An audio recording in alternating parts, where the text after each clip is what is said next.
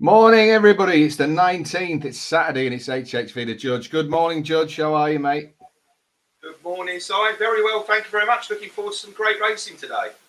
Yeah, I am like a child on Christmas Eve. It's great days racing. And this time next week, not quite this time next week, it's the Ebor, the Europe's most richest. Yeah, what a To be meeting. the most handicap, yeah. So York beckons, but there's big winners to find before that. And just a quick word. Yesterday, I sent out my HFC VIP as a free Friday, and we landed a huge gambling island, term of endearment, HFC Island, giving it 11 to 1 in the morning, backed all the way down to 9 to 2, and hosed up. And also Lovely. another winner, Mia something, the Owen Burrows thing at Newbury. I haven't done my research like you have. I've forgotten the name. Mia something. You know what it was. It won anyway. It's a 45 to 1. Yes. So we go again in Ireland today, and the meeting is on. I know Tremore's been called off, but where our horse runs is on the Curragh, and also we got an each way lucky 15. So if you want to get involved, if you did that 45 to 1 double, just go to the top, click yours for a Peter McIver, as they say in the betting business. Now, Judge, we are not going to do the Great St. Wilfrid. We are going to do the consolation race. Yeah, the next best, 240, the silver trophy. I don't know about you, but these consolation races seem to be springing up all over the place, don't they? Yeah, I think it started with the Air Gold Cup, Silver Cup, and Bronze Cup, didn't it? You had the Stewards Cup consolation. But they've changed the name of this. It's not even a consolation anymore. It's just called the Silver Trophy, isn't it? It used to be the consolation. Yeah, they'll have the Egg Cup, won't they? They're going that far down. Yeah, that's right. Right, so let's have a look through and have a look at the betting, and then I'll come to the judge and get his. We're going to go 2 against the field, main selection and danger.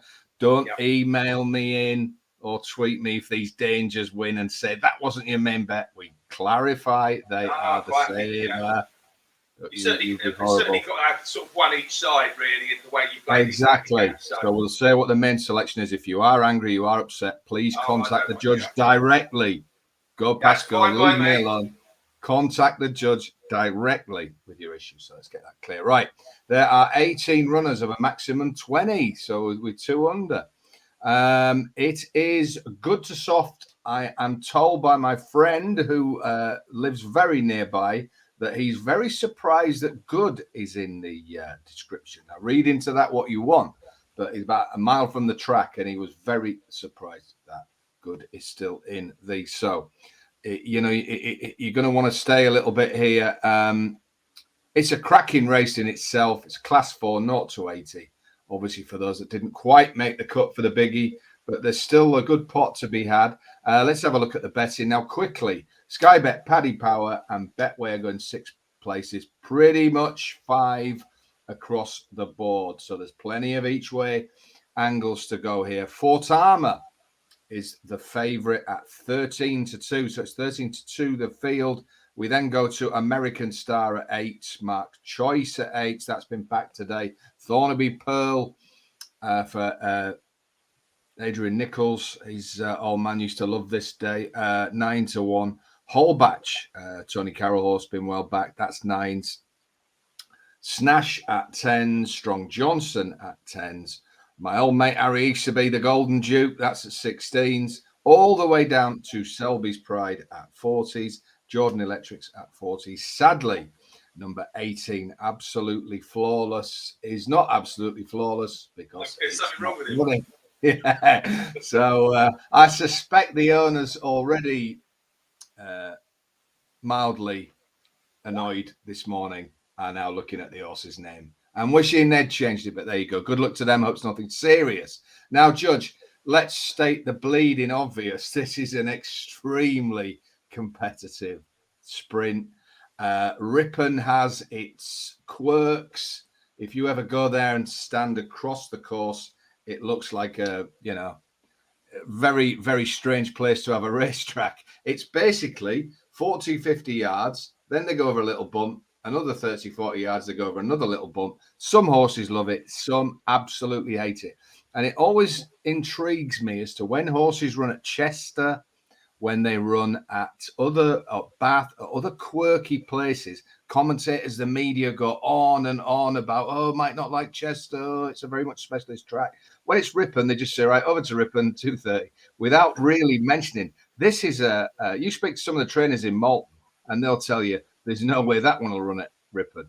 You know, you've got to be balanced, and you've got to be quite a sort of mature horse anyway, because you get some of these 2-year-old races, you can see them after a furlong. They've just thought, not today, I'm not having this. And you tend to drift across. Now, this race has its bands of low draws, high draws. It seems to change over the years. It can change on the ground. I think you're right. This is a race to have one from each side, one high, one low. What are you thinking, Judge? Well, a bit like what you were just saying there. I think Ripon is a real important course specialist track, and I see why the front end of the market has gone that way. I mean, Baltimore's got loads of good runs here, and so is Mark's Choice, and they are the two specialists at the track. Obviously, we might come to your selection later on, but also Thornaby Pearl's run here 3 times and won twice. So you can see the old bookies are up with a play for a change, but they're there with the course specialist. Over the years, obviously, the bigger the field, I think it really does come, but you've got to be high or low. Down the middle is not the place you want to be. So I think this race last year, there weren't very many runners. I think they had a bit of trouble. I think they only had about 10 runners in this race last year. Yeah. But now they're getting nearly to the 20 again. So you want to be one side or the other. My main selection has to be Baltimore, because I think this also been laid out it was probably laid out for the Great St Wilfrid. But if it didn't get in this, it's been laid out for this race. This horse is the 3-time winner at the course. It's got lots of placed efforts, and if you watch its last run, let's say I think if he was a little bit harder on it, he would have won the race. It's got beaten the nose somehow. But for me, this horse is the most likely winner. I'll be handle soft ground. I'll be amazed if he's not out the frame. But you can also be out the frame if you're the wrong side. So we're gonna have another plump on the other side. And I had this down between 2 on the other side of the track. The horse is drawn 1 and 2. Assad Jamera is a funny one. He's going to pop up soon. He's very well handicapped horse. He's drawn in 2. But I went for Snash in the end, drawn 1. Very, very shrewd mob, this Tim Easterby-lot. They too tend to get either a winner of this race or the other one. They'll be there or thereabouts with their runners. And last year, this horse ran in the Great St Wilfrid off a 17-pound higher mark. It was an unlucky running 6th. Mm-hmm. He's rather fell off a cliff 6, but there was a couple of runs this season where he looked like he was coming back to form. When he was, I think he was 6th at Yorker in a race. He wasn't beaten far, but his rating has dropped and dropped. And interestingly, I've taken the headgear off, and sometimes having headgear off might actually improve a horse. And I thought, he's currently sort of 10, 12 to 1, but I know some Betfair is a lot bigger at the moment, so I'd be surprised it doesn't drift a bit more. When he gets to like 14 to 1, he'd be worth having your sabre each way on. So for me, it's 4 to more as the main bet, and the danger is Snash. Excellent. Let's just give some prices on that. If you agree with the judge and you want to follow him in on 4 to more, 7 to 1 with Hills, they are the place to go. And Snash being very, very well backed.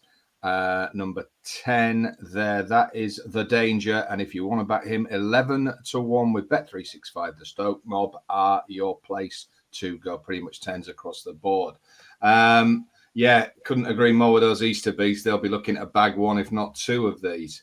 I'm going for 1 out of the old ballpark here. I think front runners have an incredible record at Ripon, and that only accentuates when the ground is soft.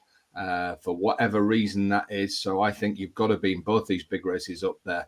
I like number 12 here, Lotus Rose, ridden by Johnny Pete, trained by that shrewdy Roger Fell. Now, this horse has done most of its winning at 5 furlongs. That is fair to say. But with so many places on offer, I'm hoping this can bag a lead. And if 1 or 2 get to it, fine, we'll still make a nice little pot. But you never know. And this horse, to me, has been completely missed. Roger Fell's had a few winners lately. He tends to target these bigger handicaps. On the 20th of June, on soft ground at Thirsk, albeit over 5 furlongs, this horse won a handicap beating Count d'Orsay. Now, it won by a length and a quarter. And what made made me make a note of it was he kept on and really hit the line in what was very, very tiring ground. Now, since then, he's run a couple of flat ones, but I rather think they might have had an eye on this day. He ran all right last time at Thirsk, but certainly wasn't ridden in the same manner he was when he won at Thirsk earlier. Now, he has run some good races over 6. He was 3rd at Donny on, again, very soft ground to Miss Bella Brand earlier in the year. Little Muddy, a horse that I know very well with our trainer, Seb Spencer, was 2nd that day. That ran like a really solid race. He gets here off a lightweight with a good jockey, and I think he's going to lead here, and then you never, ever know it. Like I say, his best form is over 5, but if he does get loose on the lead, they're talking about a big tailwind there today. So hopefully that will accentuate these front runners even more. I think it could take a bit of pegging back. 33s with so many places on offer, he has to be my main selection. Number 12, Lotus Rose. Let's get you a price. You can pretty much have 33 to 1 across the board. So if you can get those 6 places, do get them. Now, I'm going to give a danger as well. And the danger I like is number 15, drawn in 6, Strong Johnson, for my old mate Andy Taylor. 12 to 1 with Hills, which I thought was big. I bet you that's not there at the start. I think this is going to be backed up all morning and on track. This horse I expect and firmly suspect, Judge, has been laid out for today. But then you could say that about all of them in big races. But age 7 now, has a winning form on, good to soft, very slow time that day. Has not won in 2 years. Now that makes you think, However, last time out was 6th of 19 at York in a very good race over 5 to Soul Seeker. And if you watch that, I think there was quite a bit more left in the tank at the end there. That was a hugely promising run. And I think that this has been targeted for this. I expect this will be one of the late movers. Get the 12s now. Have a little saver on that. My main bet is, of course, Lotus Rose. That's your front runner at 33s. But a little win saver at 12s on Strong Johnson would not be the worst punt you've ever made. So we got 2 big selections, Judge, and 2 dangers. There's no reason why we can't bag another one of these big handicaps, is there? No, I think sprint handicap's been quite good to the channel. And I mean, I like betting in these races. A lot of people think you're mad for doing it, but I think you can find horses that they tend to run in cycles, quite a lot of them, don't they? You know, the likes of your summer games, you don't want to be back in that early season, and they come at the end of the season. And some other horses are, you know, they get to basically a mark they end up having to win off. So, yeah, I mean, definitely your Strong Johnson's an interesting runner for sure. I mean, ex-Irish, and he's been dropping in the weights. And that York race you were talking about, there's been 2 or 3 winners come out of that race. Yeah, that's proved already a bit of a minefield. Yeah. So, and I think solid runner, really. I think what you've got to get across as well is coming from that way, and I shall be returning to God's country on Tuesday, is that a day like this is often a big, big day. It might not seem that, you know, if you live in London and whatever, it might not seem, but this Great St. Wilfrid Day, very early on in the year, both this race and the main race will be a race that's discussed by owners and trainers and syndicates as an aim point, as a target race. Yes. And this day, if you were targeted at that, Strong Johnson maybe, or even Lotus Rose, targeted at that biggie and didn't get in, this a few weeks ago, they'll start to realise, look, you're unlikely to get in there, but you will get in the silver, and then plans start. So this is a huge, huge day up north to try and bag one of these 2. For kudos, big pot in the big one, but really is a day that particularly sprint syndicates, we know, like you say, these horses can run like once every 10 days, a lot of these. And it's all about when are they going to be pitched at the right level to have a winning chance on a big, big day. So I'll whiz through them again. Let's start with a Judge. Fort's Armour. As we've been on air, that 7s have gone. So 13 to 2 is your best price there. Snash is the danger at 11s. I have gone for, I have to go all the way down, such a big price. Lotus Rose at 33s. and Strong Johnson for that Andy Taylor racing. What's he up to? That's what I'm asking. One thing's for sure, he won't tell me. But there you go. I'll see him next week. Good luck, Andy, if you're watching. If you're not, maybe bad luck, but there you go. No, of course, good luck. We want it to win as a danger. Right, I'm sure you're getting the hammer out today for your club members, Judge. Yes, they're already out. They've already been sent out.